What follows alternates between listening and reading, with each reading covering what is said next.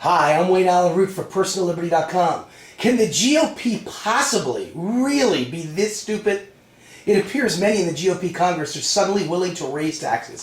What utter fools. As Forest Gump's mother once said, stupid is as stupid does. And this is world-class stupid. If GOP politicians can't figure out any good arguments to oppose tax increases, I'll give them a few.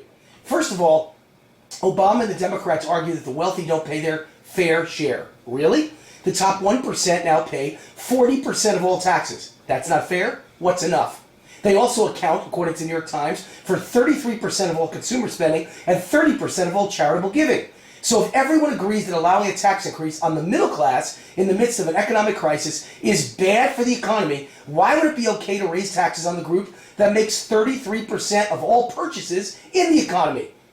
You mean high-income taxpayers won't cut down on spending, buying homes, starting businesses, and creating jobs? Wow.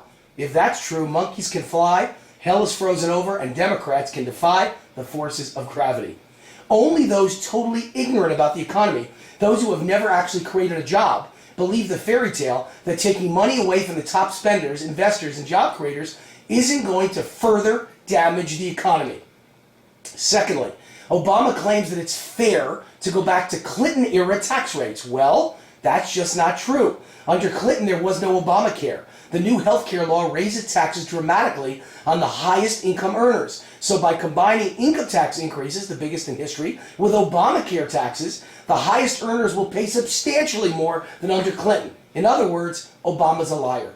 More importantly, Obama is comparing apples to oranges. Economic growth is about more than just taxes. It's really about regulations and rules and mandates and entitlements and spending.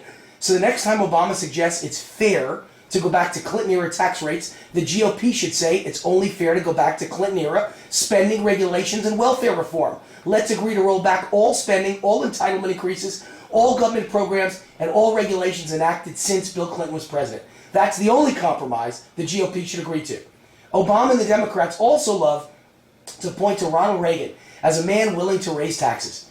Reagan was actually the greatest tax cutter in American history. He cut income tax rates from 70% to 28%, and this massive tax cut saved the U.S. economy, leading to 20 million new jobs and motivating record-setting economic growth.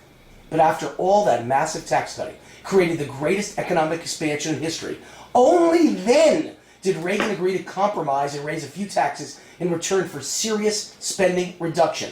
Compromising after the economy is turned around and a magnificent expansion is underway is completely different than raising taxes in the middle of an economic crisis. To compare the two is complete fraud. Democrats have used Reagan's compromise as an excuse to paint Republicans who refuse to raise taxes as extreme. Republicans should turn the tables. Whenever a Democrat like Obama wants to raise taxes, Republicans should point to Democratic hero John F. Kennedy as the ultimate tax cutter and call Democrats extreme for ignoring the success of John F. Kennedy's tax cuts.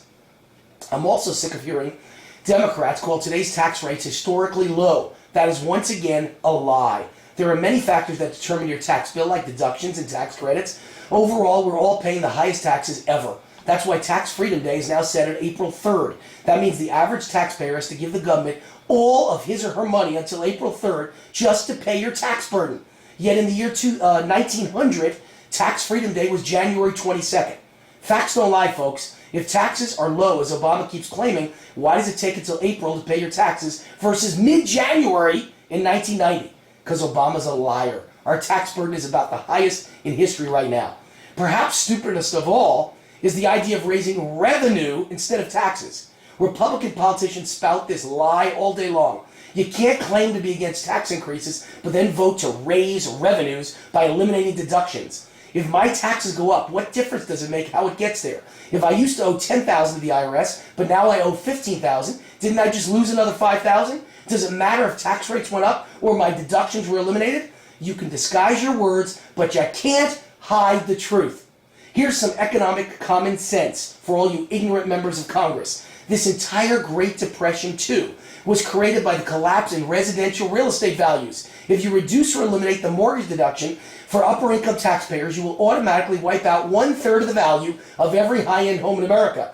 Entire upscale suburban neighborhoods will be decimated overnight. Foreclosures will skyrocket. Real estate will collapse, causing a new bank crisis. Wealthy consumers will slow their spending even further. We're looking at a total collapse of the U.S. economy, this time caused, as usual, by ignorant politicians. And unfortunately, some of those ignorant politicians are Republicans. Lastly, Republicans need to point to the EU, Europe, as an example of high taxes destroying an economy. If higher taxes help an economy, why is the EU insolvent and on the verge of a massive, record-setting Great Depression? Why aren't Greece, Italy, and Spain models of economic success? Just this week in the United Kingdom, it was proven that tax hikes on the rich are a huge failure. England passed a new tax just for millionaires a couple years ago. The result? Either 2/3 of every millionaire left England in the past year, or they all stopped working so they could lower their incomes below the threshold so they wouldn't have to pay the new tax. Tax revenues have plummeted, the economy is collapsing, the exact opposite of what the brilliant politicians predicted, proving that Obama's is dead wrong before we even put a higher tax rate in place for the wealthy. The results will be catastrophic, as our friends in England just proved. The GOP's role is not to assist Obama in crippling business owners and job creators, in destroying even more jobs, in damaging the U.S. economy even further. Let him pass everything he wants and do it alone. That way he'll commit economic suicide alone, and Obama will have to accept all the blame alone.